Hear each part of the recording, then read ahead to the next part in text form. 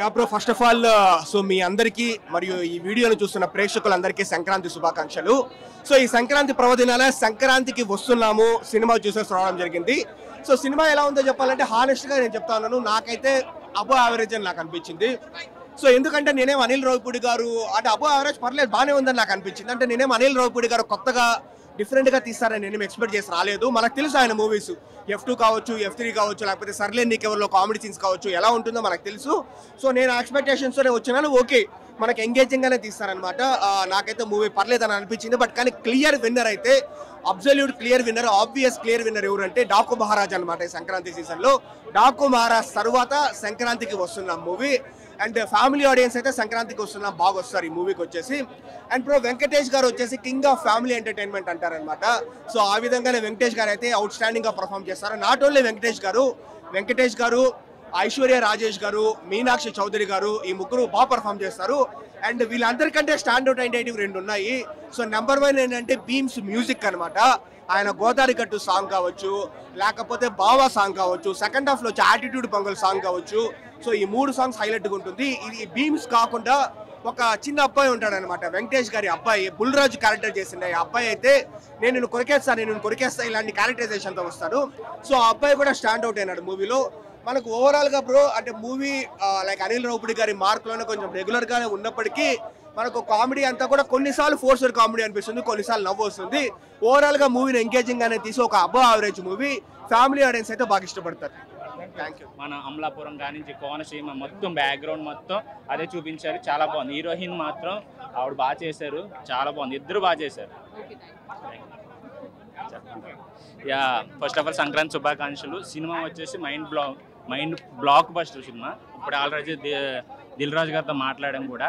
Sir మంచి block buster తీశారు sir, మంచి బ్లాక్ బస్టర్ తీశారని చెప్పాం, కంగ్రాచులేషన్ చెప్పాం. ఆయన కూడా విష్ చేశారు. సినిమా వచ్చేసి అన్ప్రెడిక్టబుల్. ఆ సినిమాకి కాదు, ఈ సినిమాకి మొత్తం బ్లాక్ బస్టర్. నవ్వులు. నా ఫ్యామిలీ తోటి నేను ఆరోగ్యంగా ఉండాలి, ఒక 300-500కి వచ్చి పెట్టి 1000 రూపాయలు పెట్టచ్చు టికెట్. అలాంటి రేటింగ్ ఉన్న సినిమా ఇది. ఎందుకంటే ఒక హ్యాపీనెస్, ఒక తెలియని ఒక వ్యూలోకి తీసుకెళ్లారు అనిల్ రావిపూడి గారు. లాస్ట్ 10 మినిట్స్ చేంజ్ అయిపోతుంది సినిమా.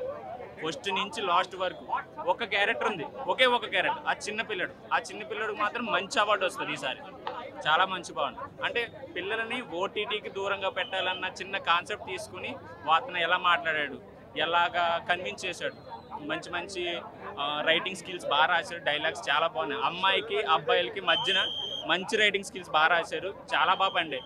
ప్రతి జోకు, ప్రతి కస్టమర్, ప్రతి ఆడియన్ ఎంటర్టైన్ చేసి.